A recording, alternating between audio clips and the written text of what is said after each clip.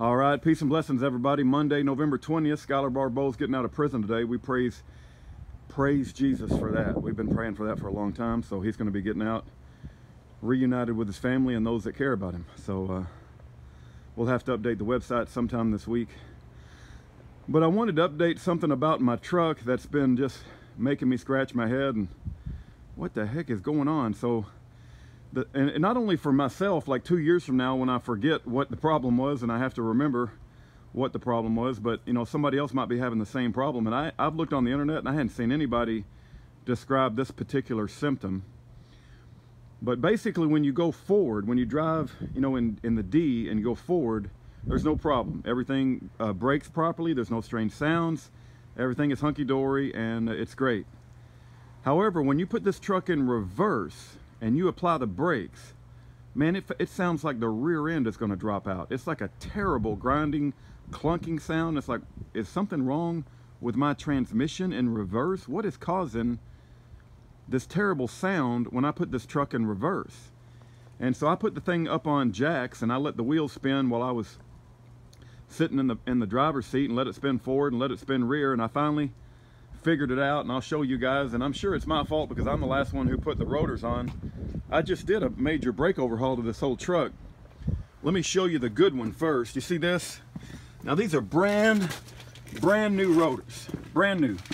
And you see how the brake calipers sit directly over the rotors and it gets a full bite?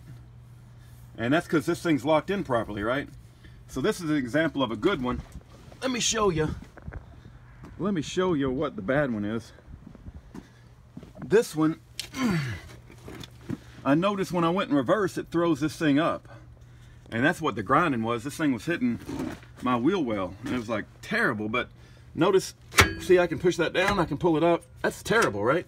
Your brakes shouldn't be, your brake calipers that holds your brake pads on your rotor shouldn't be moving around like that. And I don't know if you guys can see it, but there's a bolt missing right there. You guys, see, I don't know. I can't put my head underneath there, so I just trust that it's showing it. Right there, you guys see that? I don't know. So I got to find that bolt, and this time I'm gonna tighten it up like nobody's business. And I'll probably have to go to a junkyard and find another 2007 Chevrolet Avalanche. I don't know if they sell those at an auto parts store, but I might take the other one out so I know exactly what I'm looking for. But that's what the problem was. When you go forward, this thing sits down and just works properly. When you go reverse, it throws this thing up and it makes a god-awful sound when it hits my wheel well. So I guess I'll blame that one on me. I probably didn't tighten it down tight enough last time I worked on it. But we're gonna fix that, and we're gonna get this truck running again. And take care, God bless. The last line of peaceful defense between a tyrannical government and the defendant is jury nullification.